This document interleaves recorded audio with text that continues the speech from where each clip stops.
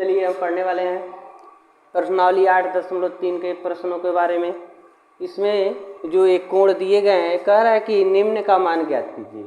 यहाँ पर 4 प्रश्न पूछे गए हैं जो यहाँ पर हमने नोट किया, इनको हमको सॉल्व करना है। इसके पहले जो हमने पूरक कोणों को पढ़ा, वो पूरक कोण के जो फार्मूला हमने पढ़े उसका यूज करना है। जैसे कि देखिए यहाँ पर दिया है साइन 18 अंश और नीचे दिया है कास 72 अंश।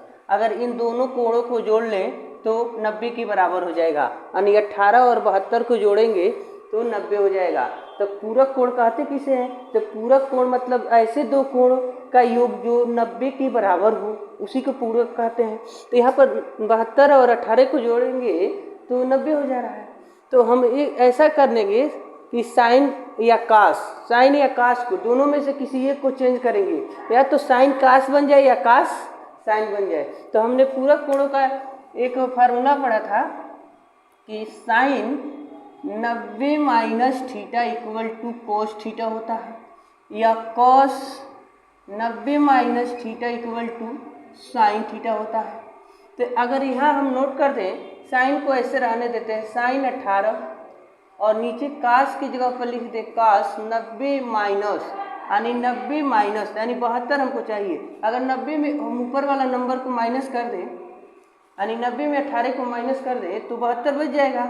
तो यहाँ देखिए साइन को ऐसे तो नोट कर लेंगे साइन 18 और नीचे कास 90 माइनस 18, तो यहाँ कास 90 माइनस थीटा है तो साइन थीटा, तो कास 90 माइनस 18 है तो यहाँ लिखेंगे साइन 18, ठीक है 18। तो यहाँ साइन 18 ऊपर भी साइन 18 नीचे, एक दोनों एक कट के निगलेक्ट हो जाएंगे और एक हो जाएगा। इसी प्रकार अगर इसको देखें तो इसमें भी ये फार्मूला यूज किए जाएंगे, जैसे कि tan 90 minus theta equal to होता है कॉट थीटा।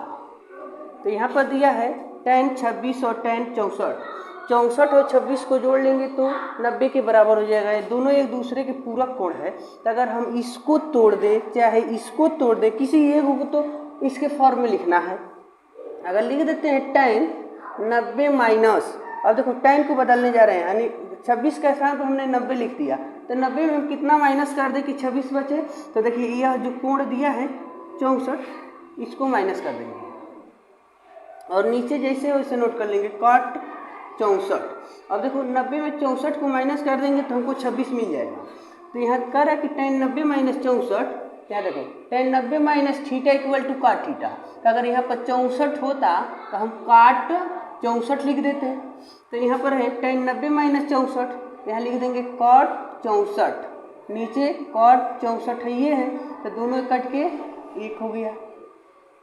इस प्रकार कोई भी मतलब इस फॉर्म में सवाल आपसे पूछे एग्जाम में तो तुरंत समझ जाएंगे कि इसका सॉल्यूशन एक होगा, और बहुविकल्पी प्रश्न में ये शामिल हो सकते हैं, आ सकते हैं।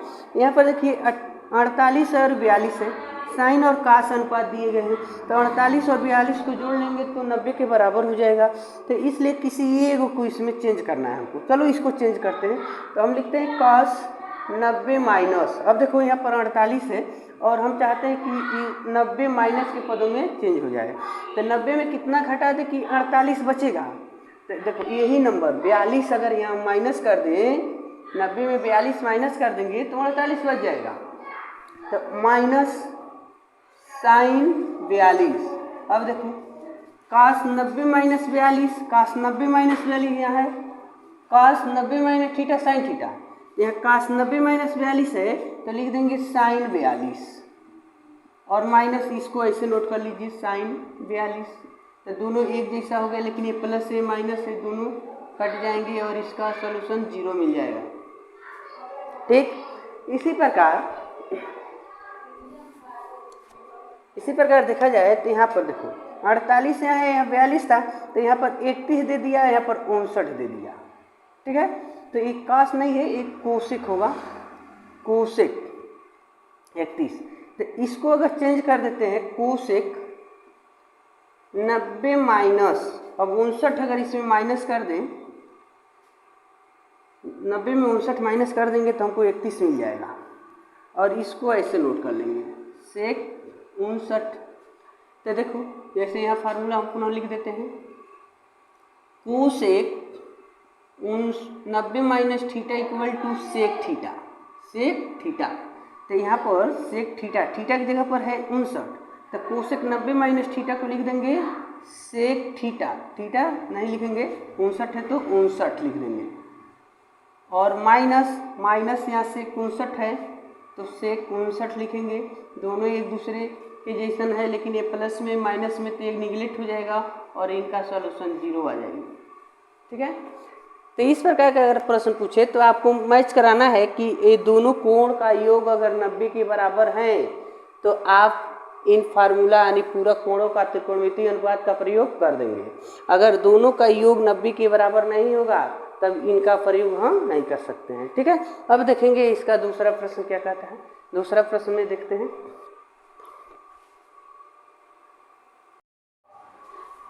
तो देखिए दूसरा प्रश्न है। दूसरा प्रश्न में दिया है, कह रहा है कि सिद्ध करो भाई, इसको सिद्ध करना है हमको। कह रहा है कि इतना का वैल्यू 1 होना चाहिए और इतना का वैल्यू 0 होना चाहिए। ठीक है, इनको हम सिद्ध करते हैं। देखिए कैसे, तो यहाँ पर देखिए जिन दोनों कोण का योग 90 होगा तो वही एक दूसरे के पूरक होंगे, तो इनको और इनको जोड़ेंगे तो 90 तो नहीं होगा, तो इसका पूरक कोण ये नहीं है, इसको हटाओ। तो इसको किस में जोड़ें, तो इसको इसमें जोड़ेंगे, यानी 48 और 42 को जोड़ेंगे तो 90 के बराबर हो जाएगा। यानी किसी एक को चेंज करेंगे, दूसरा हमको मिलना चाहिए। अब देखो इसको जब इसके साथ अगर जोड़ दें तो 90 के बराबर हो जाएगा। तो इसलिए हम क्या करने वाले हैं, देखो tan 48 और tan 23, tan 42 या जिनका योग 90 के बराबर होगा उसको एक पास लिखते हैं। tan 48 को और tan 42 को एक पास, tan 23 और tan 67 को एक पास नोट किए। इस दोनों में से किसी एक को चेंज कर देते हैं, यानी पूरक कोण के रूप में, त्रिकोणमितीय अनुपात के रूप में लिखेंगे। कैसे, tan यहाँ पे लिखते हैं 90 माइनस, चलो इसको हम चेंज करने वाले हैं। तो 90 में कितना घटा दे कि 48 बच जा, तो 42 घटा देंगे। 90 में अगर 42 घटाएंगे तो 48 बच जाएगा। इस वाले को ऐसे नोट कर लेंगे tan 42, इनमें इनको चेंज करेंगे, tan 90 माइनस, 90 में कितना माइनस कर दें तो इतना माइनस कर दें, 67 माइनस करेंगे तो 23 बच जाएगा, और इनको ऐसे ही नोट कर लेंगे। ठीक है, अब देखो tan 90 माइनस थीटा होता है cot थीटा, तो tan 90 माइनस 42 है तो लिख देंगे cot 42 इंटू ये tan 42। ठीक है, यहाँ देखो tan 90 माइनस 67 हो जाएगा cot 67 और इंटू tan 67। थोड़ा सा एक बात बता दें, यहाँ पर आपको बताए थे कि tan थीटा का उल्टा होता है 1/cot थीटा। tan थीटा का अपोजिट विलोम प्रतिलोम कह सकते हैं, 1/काट होता है। अगर काट को तिर्यक गुणा कराए ऐसे कर दें तो tan theta into cot theta की वैल्यू 1 होती है, यानी tan थीटा और cot थीटा मिलकर 1 हो जाता है, गुणा करता है। तो यहाँ देखो cot 42 और tan 42 इनके स्थान पर इनके जैसा हो गया। मान लो काट पहले हो जाए tan बाद में हो जाए तो तभी तो गुणा करेगा 1 हो जाएगा। तो इन दोनों को गुणा कर रहे हैं हम, तो इसका मान 1 हो गया। वही काम है यहाँ पर, देखो tan और काट गुणा कर रहा है, दोनों का कोण बराबर है, तो जब एक दूसरे के गुणा करेंगे तो 1 हो जाएगा। तो इस प्रकार ये दोनों गुणा करके 1 हमको मिल गया। इस प्रकार दोनों पक्ष आपस में बराबर हो गए, इसकी वैल्यू इसके वैल्यू के बराबर हो गया। सेम इसी प्रकार अगर हम यहाँ पर देखें तो cos 38 cos 52 minus sin 38 sin 52, तो इसमें देखो cos है और यहाँ पर sin है, तो यहाँ माइनस का सिंबल है। अगर हमको तो 0 पाना है, तो अगर ये दोनों cos sin हो जाए तो ये sin वाली इसमें घट जाएगा, या यह दोनों sin cos हो जाए तो इसमें घटा लेंगे, दोनों एक जैसा कर देना है। ठीक है, यहाँ पर इन दोनों में हम फार्मूला का यूज करते हैं, cos 90 माइनस थीटा बराबर होता है sin थीटा। तो हम इनके पास लिख देंगे cos 90 माइनस, अब 38 है, तो अगर 90 में हम 52 को माइनस कर दें तो 38 बच जाएगा। अब देखो इसको भी हम लिखेंगे cos 90 माइनस, तो इसमें हम 52 पाना है तो 38 माइनस कर देते हैं। हम चाह रहे हैं कि दोनों का साइन बन जाए। अगर दोनों इस साइन को या तो कास बना दीजिए या दोनों कास को साइन बना दीजिए। तो हम इनको चेंज कर रहे हैं तो इसको ऐसे नोट कर लेंगे, साइन 38 और साइन 52। यहाँ पर देखो कास 90 माइनस थीटा कहता है कि साइन थीटा, तो कास 90 माइनस 52 तो हो जाएगा साइन 52, और ये साइन 38 माइनस, इनको ऐसे ही नोट कर लेते हैं, साइन 38 और साइन 52। तो यह दोनों एक जैसा है, यह जैसे है वैसे यह है, तो इसलिए ये पॉजिटिव और ये निगेटिव, तो इनसे ये कट कर ये हो जाएगा 0। ठीक है, तो इस प्रकार हमारा दूसरा पक्ष मिल गया, दोनों पक्ष एक दूसरे के बराबर हो जाते हैं। इस तरह के सवाल आपसे पूछे जाते हैं तो आप इसी तरह यानी आप बिना फार्मूला को भूले आप लगाने के कार्य करेंगे। अगर दो कोणों का योग अगर 90 के बराबर होता है तो समझ जाएंगे कि ऐसे फार्मूला का यूज हमको करना है। ठीक है, अब हम देखेंगे अगले प्रश्न को।